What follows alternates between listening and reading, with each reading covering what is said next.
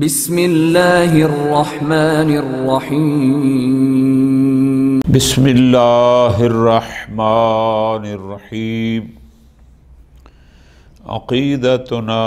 فی المہدی عجل اللہ فرجہ الشریف۔ بحث امامت میں نویں بحث وہ ہے کہ ہم شیعہ کا مہدویت کے بارے میں عقیدہ کیا ہے، کہ ہم جو عقیدہ رکھتے ہیں آیا یہ ہمارا اپنا بنایا ہوا نظریہ ہے یا نہ یہ ہے پیغمبر اکرم صلی اللہ علیہ وآلہ وسلم کے فرامین کی روشنی میں ہے۔ یہ ہے اس کا موضوع۔ ہم امامیہ کا عقیدہ یہ ہے کہ نظریہ مہدویت یا عقیدہ مہدویت یہ کوئی ہماری اپنی اختراع نہیں، یہ ہے ہمارا عقیدہ وہی ہے جس کے بارے میں پیغمبر اکرم صلی اللہ علیہ وآلہ وسلم ارشاد فرما کر گئے تھے۔ کوئی نئی چیز نہیں ہے۔ اور پھر اس مہدویت کے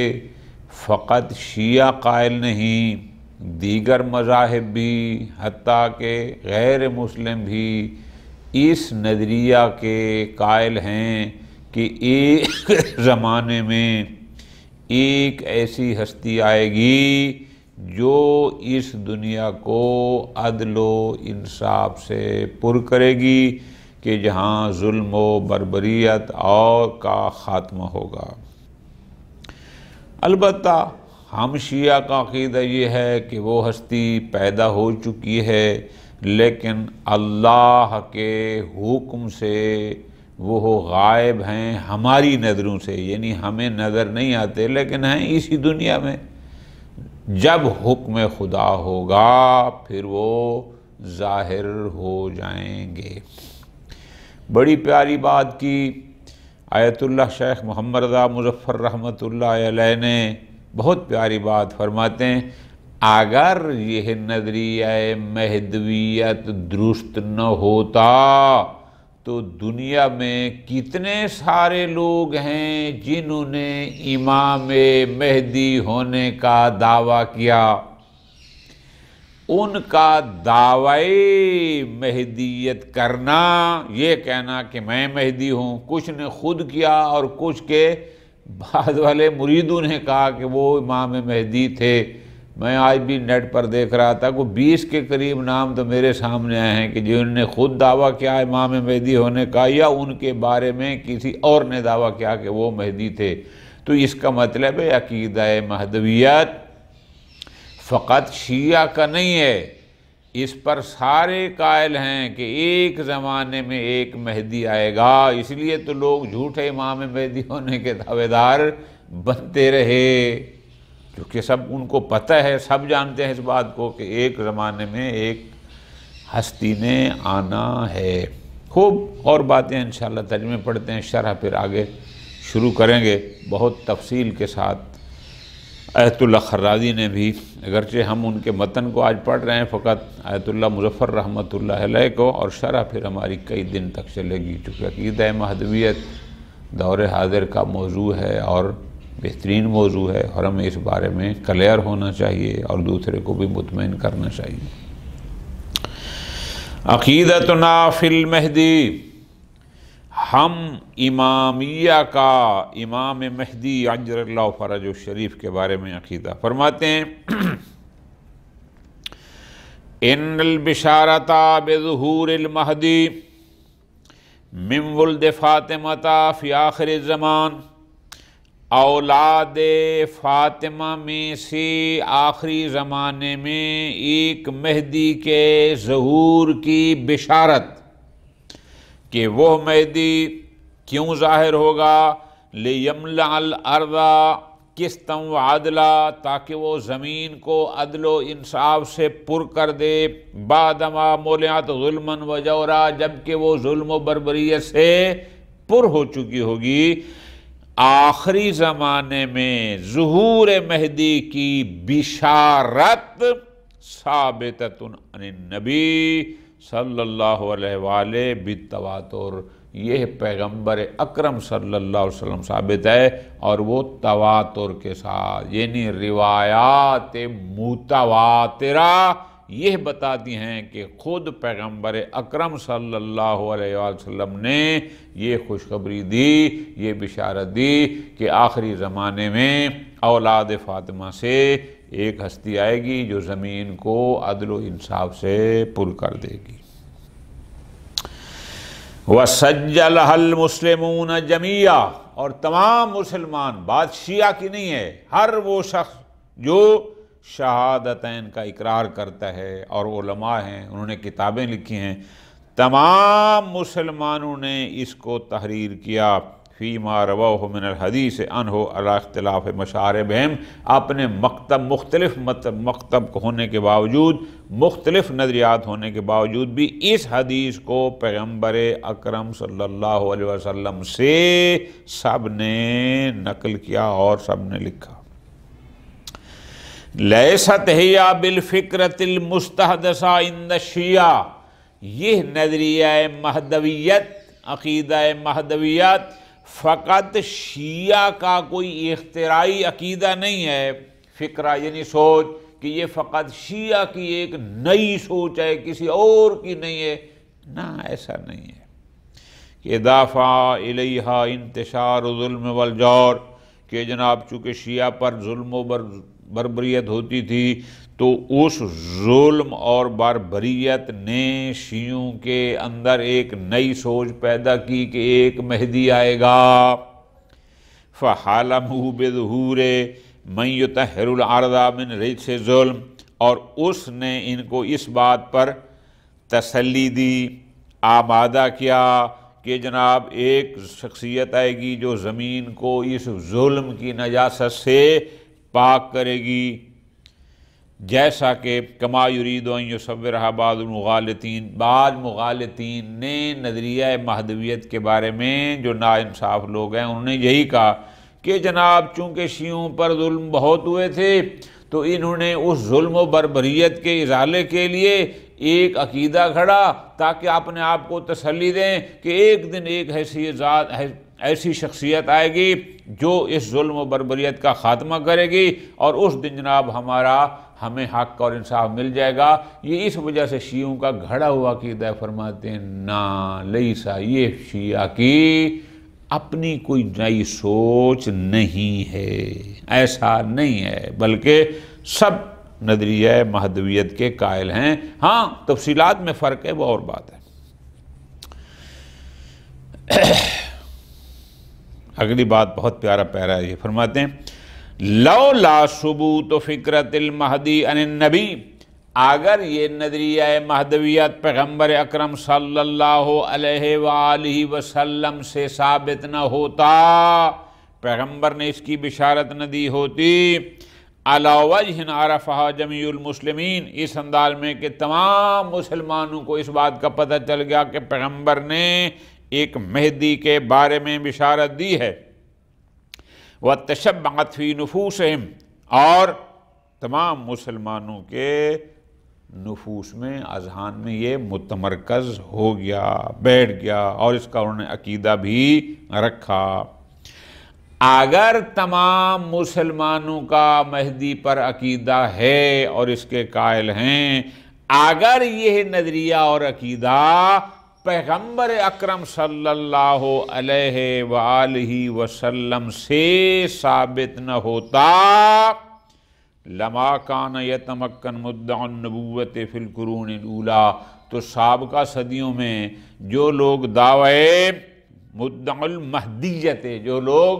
دعوی مہدویت کرتے ہیں پھر وہ نہ کرتے،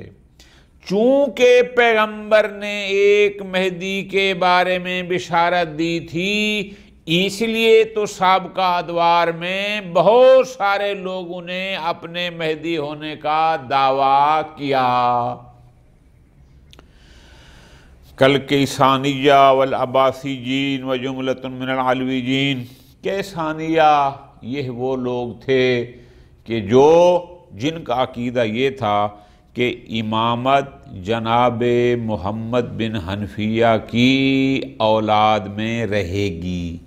اور یہ وہ لوگ تھے جنہوں نے جناب محمد بن حنفیہ کی وفات کے بعد دعویٰ کیا کہ وہی امام مہدی تھے جن کا پیغمبر نے کہا تھا۔ محمد بن حنفیہ آپ کو پتہ ہے امیر المومنین کے فرزند ارجمند تھے،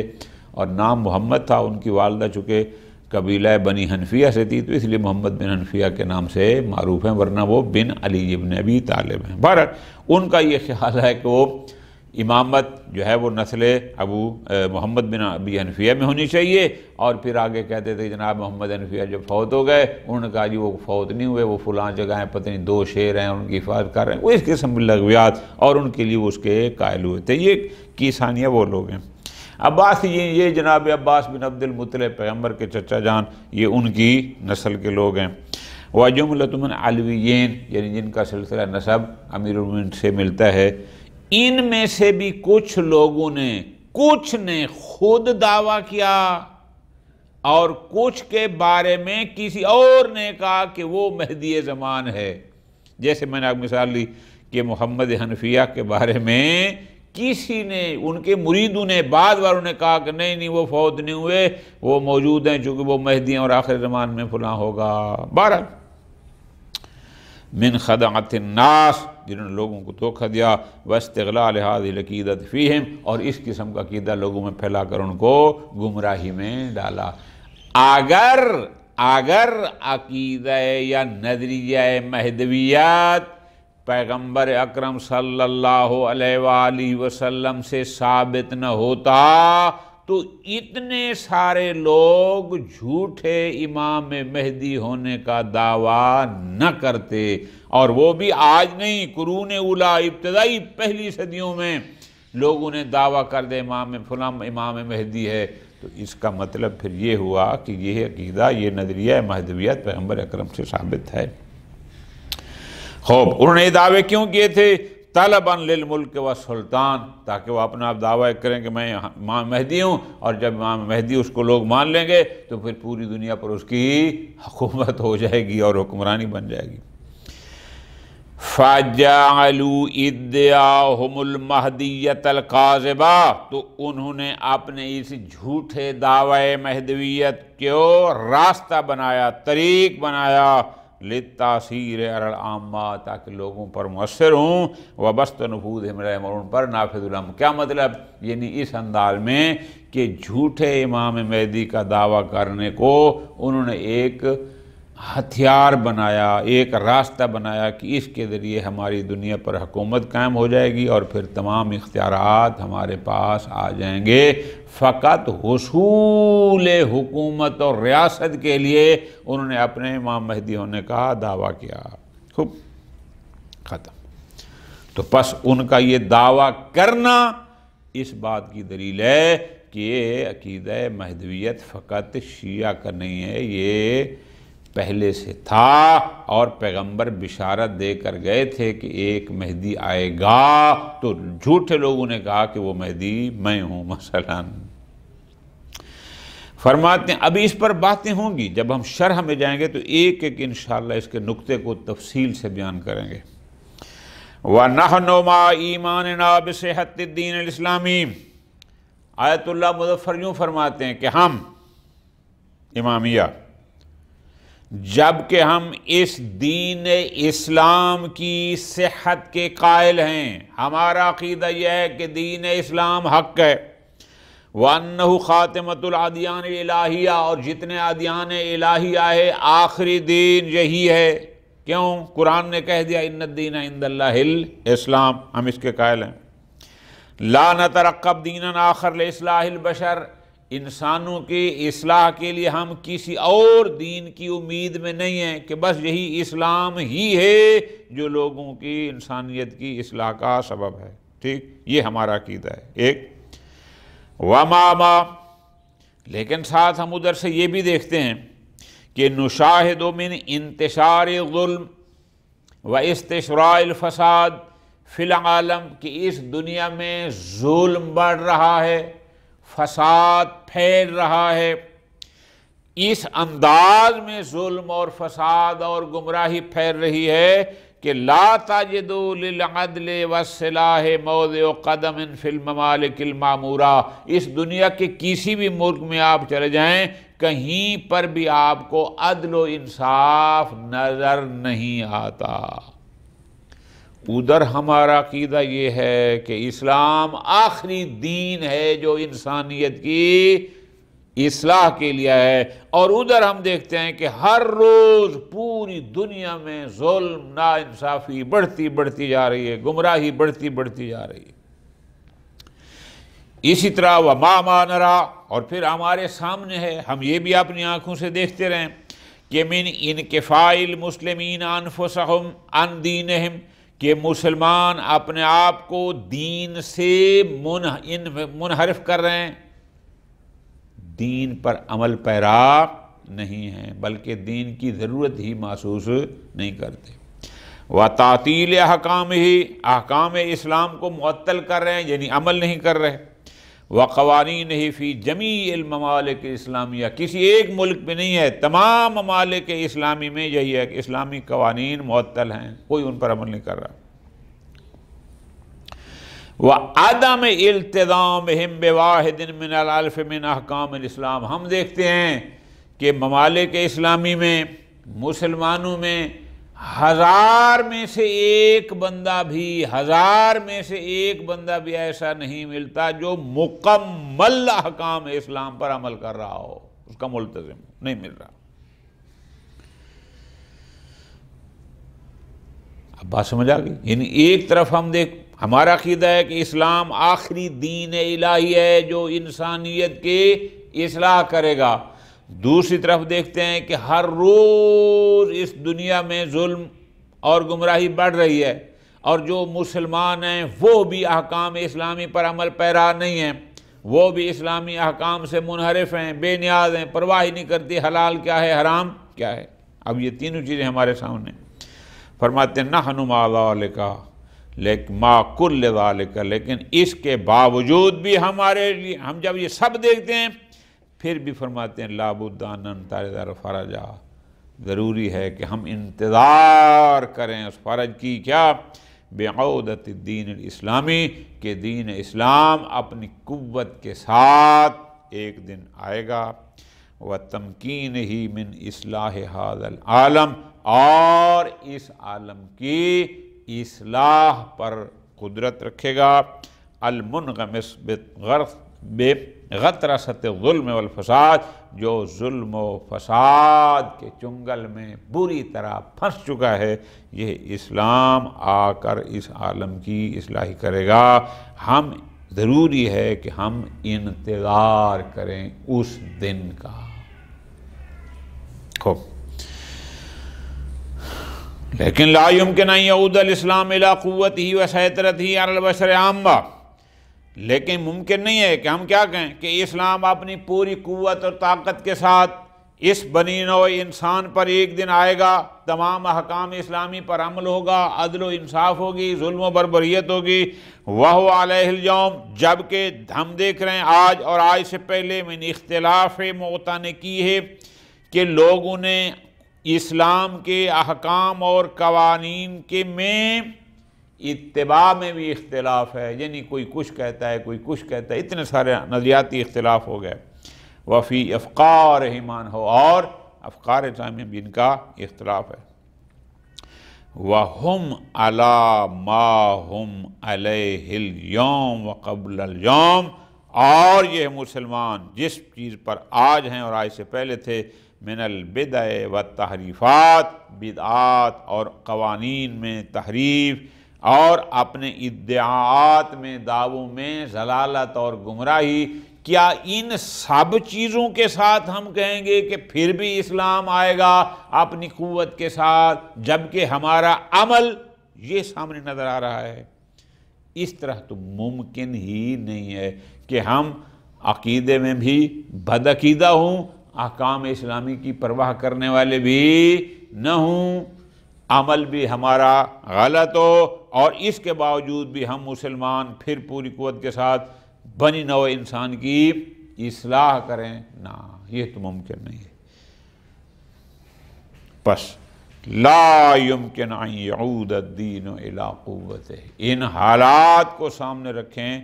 تو ہمیں نہیں لگتا کہ اسلام اپنی اس قوت کی طرف واپس آئے کہ جس سے وہ بشر کی اصلاح کر سکے، الا، مگر ایک صورت ہے، اس ایک صورت کو اگر ہم سامنے رکھیں پھر ممکن ہے۔ وہ کیا، وہ صورت کیا ہے؟ عمل میں ہم بد اعمال، عقیدے میں ہم بد عقیدہ، کردار ہمارا غلط،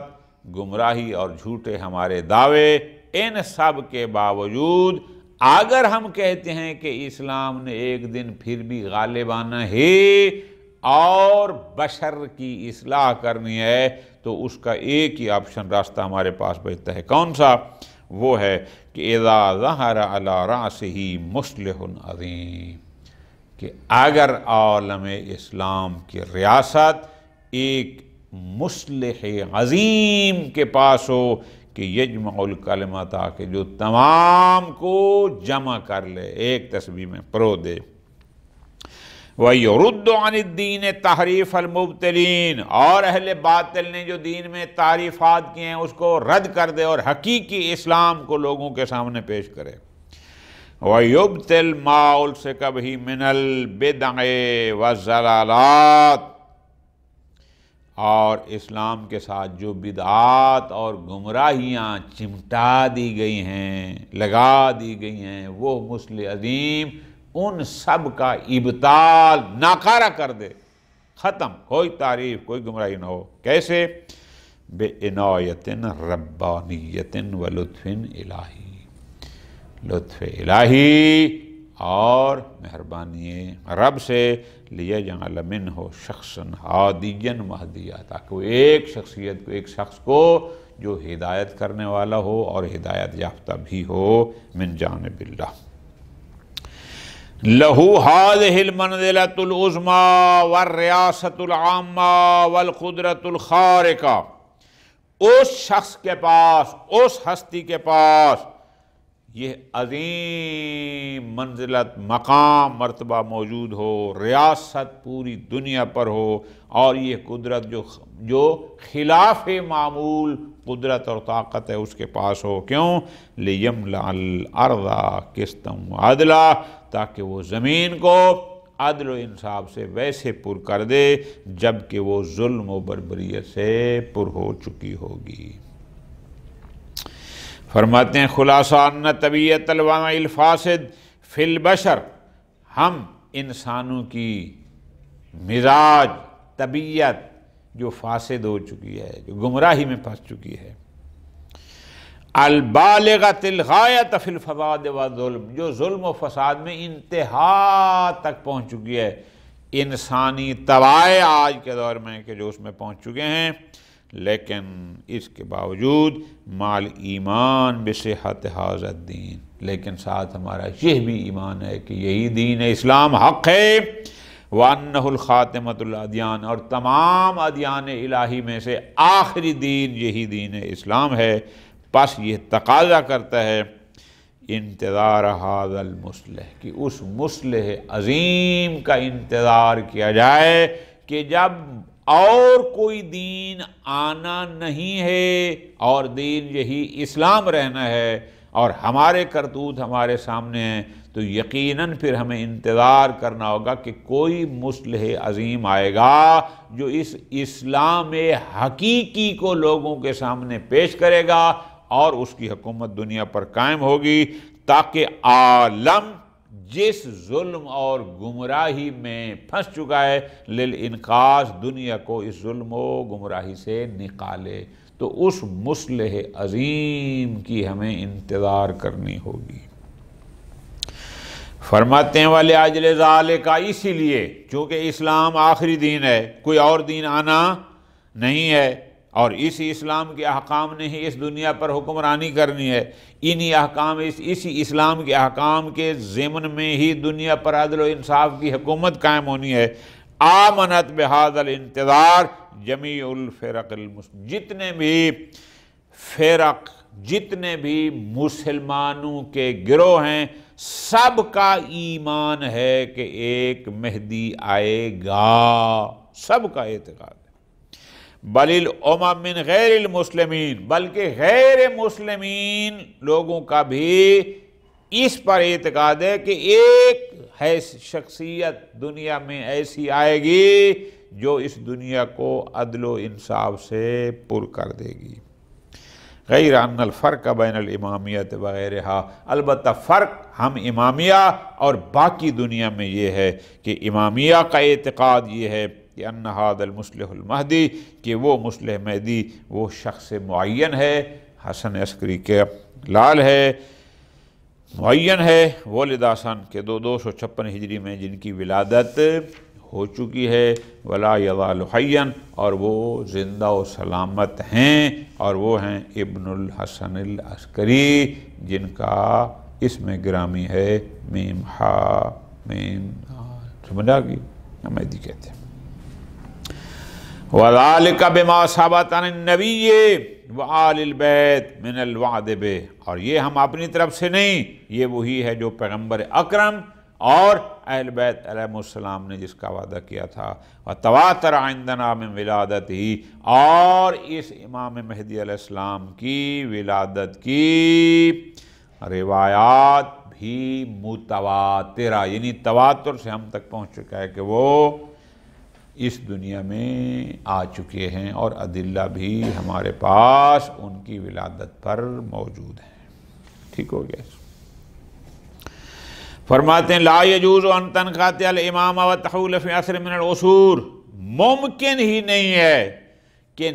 سلسلہ امامت منقطع ہو جائے اور زمانوں میں سے کچھ عرصہ ایسا ہو کہ اس عرصے میں، اس وقت میں، سال 2 سال 8 سال 20 سال 100 سال کوئی امام نہ ہو، نہ، ایسا ممکن نہیں ہے، بلکہ ہر زمانے میں امام ہوتا ہے۔ وَإِنْ كَانَ الْإِمَامُ مَخْفِيًّا،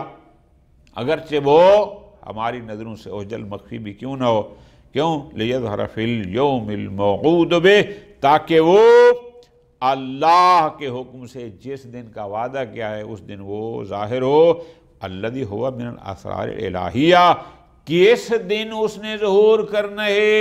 یہ اسرار الہیہ میں سے ہے، سوائے اللہ تبارک و تعالیٰ کے اس یوم موعود کو، اس یوم ظہور کو کوئی نہیں جانتا، صرف اللہ جانتا ہے کہ اس نے کب ظہور کا، اس کو حکم کرنا ہے اور اس نے ظاہر ہونا ہے، یہ اسرار الہیہ میں سے ہے۔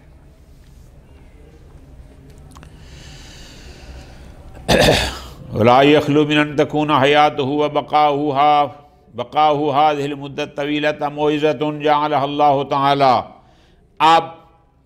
امام مہدی کا پیدا ہو چکنا تواتر سے ثابت ہے، اب ان کا زندہ ہونا اور اتنی لمبی مدت تک 1200 سال گزر چکا، مزید کتنا گزرے گا، اتنے لمبا عرصے تک رہنا، یہ اللہ کے معجزات میں سے ایک معجزہ ہے جس کو اللہ نے معجزہ قرار دیا کہ اتنا لمبا عرصہ وہ ایک انسان کو زندگی عطا فرمائے۔ لیکن یہ کوئی بڑی چیز نہیں ہے۔ لیست ہی اعظم من معجزۃ ان یکون اماما للخالق وهو ابن 5 سنین یوم رحل والدہ الی الرفیق الاعلی، جب امام مہدی علیہ السلام کے والد گرامی امام حسن عسکری علیہ السلام کی شہادت ہوئی، اس وقت ان کی عمر فقط 5 سال تھی، تو 5 سال کی عمر میں ایک انسان کا امام بن جانا یہ بھی تو ایک معجزہ تھا۔ اسی طرح فرماتے ہیں وَلَا هِيَ بِأَعْظَمَ مِن مُعْجِزَةِ عیسیٰ، جناب عیسیٰ جب پیدا ہوئے اور انہوں نے پنگھوڑے میں لوگوں سے بات بھی کی اور لوگوں کہا کہ انی عبداللہ واتانی الکتاب، کہ میں اللہ کا بندہ ہوں اور میں نبی ہوں، مجھے اللہ نے کتاب عطا کی، وہ بھی تو معجزہ تھا۔ وہ معجزے بڑے تھے یا ایک انسان کی عمر ذرا طولانی ہو جائے یہ معجزہ بڑا ہے؟ یہ کوئی بڑا نہیں ہے، وہ بڑے معجزے تھے کہ ایک بچہ ابھی پیدا ہوا اور دوسرے تیسرے دن لوگوں سے بات بھی کر رہا ہے اور اپنی نبوت کا دعویٰ بھی کر رہا ہے، کہ ایک بچہ عمر 5 سال ہے اور وہ اللہ کی پوری کائنات پوری انسانیت کے لیے امام بن رہا ہے، یہ بڑے معجزے ہیں۔ عمر کا لمبا ہونا یہ تو اتنا بڑا معجزہ نہیں ہے کہ آپ کہیں گے یہ بڑا معجزہ ہے ان سے اور وہ چھوٹے تھے، ایسا نہیں، ختم۔ فرماتے ہیں وَطُولُ الْحَيَاةِ أَكْثَرَ مِنَ الْعُمَرِ الطَّبِيعِ أَوْ الَّذِي يَتَخَيَّلُ أَنَّهُ الْعُمْرُ الطَّبِيعِ۔ اگر کسی شخص کو ایک طبیعی عمر سے زیادہ زندگی ملتی ہے، یعنی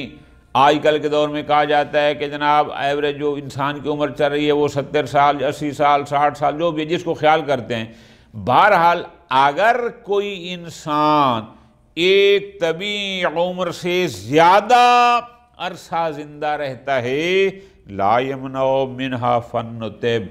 تو آپ کی میڈیکل سائنس اس کی کوئی رکاوٹ نہیں ہے۔ وہ یہ نہیں کہتا کہ جناب کوئی بھی انسان ایوریج عمر سے زیادہ زندہ نہیں رہ سکتا، ایسا نہیں ہے۔ ہم اب بھی دیکھ رہے ہیں لوگ 100 سال سے اوپر کے بھی زندہ ہیں، 105 سال کے بھی ہیں، 110 سال کے بھی ہیں۔ کوئی میڈیکل سائنس میں ایسی چیز نہیں ہے کہ وہ یہ کہہ دے کہ جناب طبیعی عمر سے زیادہ کوئی بندہ زندہ رہ ہی نہیں سکتا، ایسا نہیں ہے۔ خوب ولا یحیلھا، اور نہ ہی وہ طب اس کو کوئی محال قرار دیتی ہے، نہ۔ ہاں ان طب